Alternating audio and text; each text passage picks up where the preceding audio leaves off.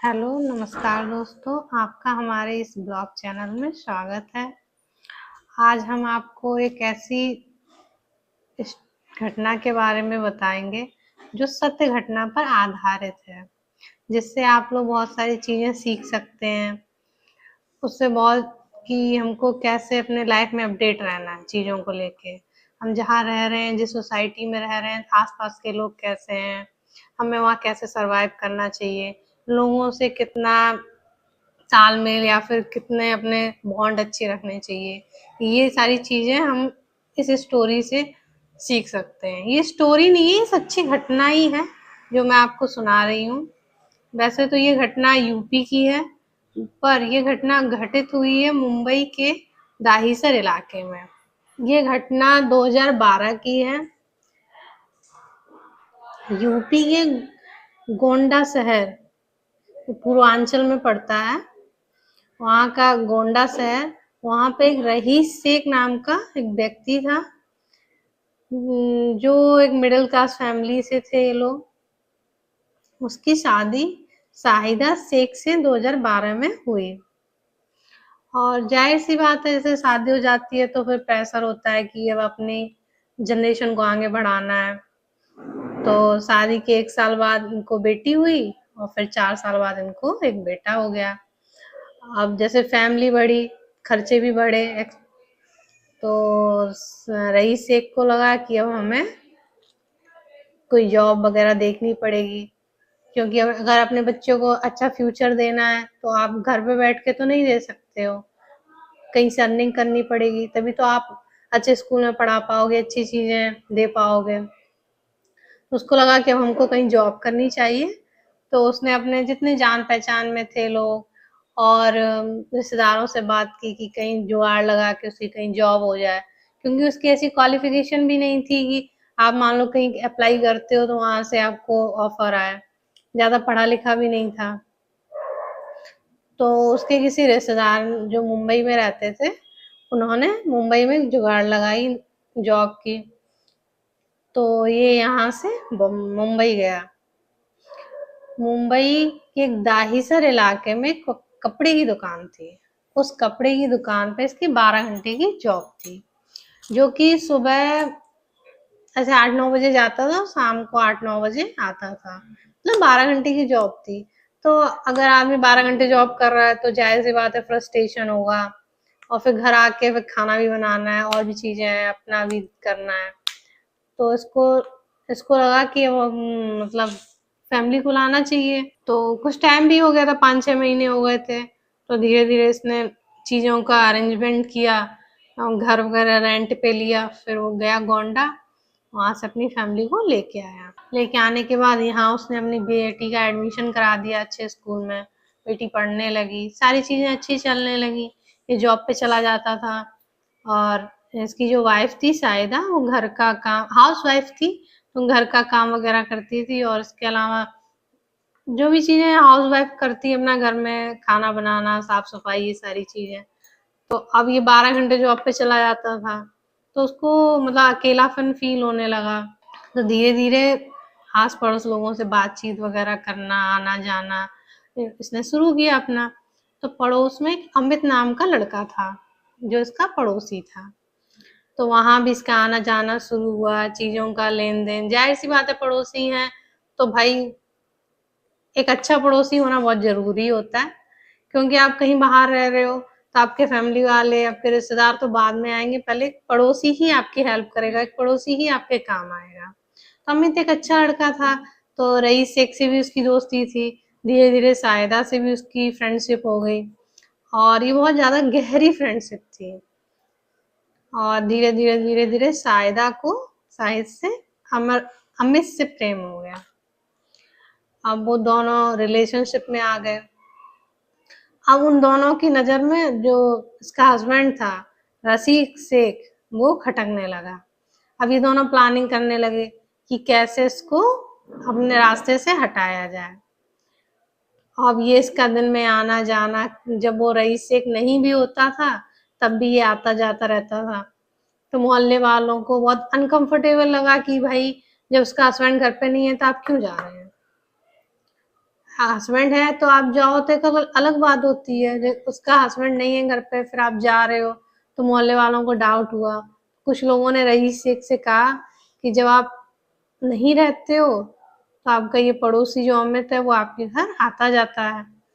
तो उसने अपने वाइफ से पूछा, तो उसने पहले तो मना किया, फिर बाद में वो कन्विंस हो गई कि हाँ ऐसा है। फिर धीरे धीरे फिर जो उसका हस्बैंड था रईस शेख, उसने उसको समझाया कि देखो हमारी फैमिली, हमारे बच्चे हैं, हमें उन पर ध्यान देना चाहिए, ये सारी चीजें गलत हैं, अगर आप करोगे तो गलत वे में जाओगे, और जब आप गलत काम करोगे तो उसका जो रिजल्ट होगा वो भी गलत ही आएगा, क्योंकि गलत काम का गलत ही रिजल्ट होता है, अच्छा नहीं हो सकता कभी भी। कोई भी आप काम कर रहे हो, गलत कर रहे हो तो कभी ये सोचो कि नहीं मैं कोई काम गलत कर रहा हूँ उसका रिजल्ट अच्छा आ जाए, तो रिजल्ट अच्छा आना नहीं है। तो फिर इसकी वाइफ कन्विंस हो गई साइदा कि ठीक है हम वहाँ, हाँ उससे हमारा कोई रिलेशन नहीं है और बातचीत वगैरह सब बंद करेंगे। और कुछ दिनों तक सब ठीक रहा, चीजें सब सही चली। बट वही होता है ना कि जब कोई दूसरा पसंद आ गया तो अपनी चीज फिर वो खराब लगने लगती। तो इसको ये अब इसको प्रेम हो गया अमित से, तो इसे अपना हस्बैंड अच्छा नहीं लगने लगा। अब ये दोनों प्लॉटिंग करने लगे कि कैसे इसको अपने रास्ते से हटाएं। तो ये 21 मई की बात है, वो इसका हस्बैंड जो रईस से वो घर से कह के गया कि मैं जा रहा हूँ दुकान पे। गया शॉप पे, वहां पे जाने के बाद 1-2 घंटे के बाद इसने अपने जो ऑनर थे उनसे कहा कि मुझे घर जाना है, कुछ काम है। तो वहां से वो कह के निकल आया। अब इसकी जो वाइफ थी साहिरा, वो तो सोच रही थी कि वो 8-9 बजे आएगा। अब ये दोनों फ्री, इसने अमित को बुला लिया कि हाँ आ जाओ घर पे। अब वो घर पे आ गया और उसी समय उसका हस्बैंड भी आ गया। तो मतलब ये दोनों ऐसी कंडीशन में थे कि कोई भी हस्बैंड देखेगा तो गुस्सा आएगा। इन दोनों में कहा सुनी हुई होगी, जो भी चीजें एक हस्बैंड देखने के बाद जो रिएक्ट करेगा उसने रिएक्ट किया होगा। तो इन दोनों ने प्लानिंग तो लोगों ने पहले से ही कर रखी थी कि कोई मौका मिले और इसको हम रास्ते से हटाएं। अब वो मौका 21 मई का इनको मिल गया। इन लोगों ने क्या किया कि उसका मर्डर कर दिया। अब मर्डर करने की प्लानिंग भी देखो कितनी अच्छी थी। ये प्लानिंग ये लोग तो काफी दिनों से कर रहे थे। और उसके बाद 21 तारीख बीत गई, 22 चला गया, 23, 24, 25, 4-5 दिन से उसका कुछ पता ही नहीं। और उसके फैमिली जो गोंडा में रहती थी, उसके माँ बाप भाई, वो बहुत परेशान, क्योंकि वो हर रोज अपने घर पे फोन करता था, अपने फैमिली से, अपने माँ बाप से, अपने भाई से बात करता था। पर डे का उसका था कि वहां से शॉप से आने के बाद अपने घर पे बात करता था। और 4-5 दिन से उसका कॉल नहीं गया, तो घर वाले परेशान हो गए कि क्या बात हो गई, फोन नहीं आया।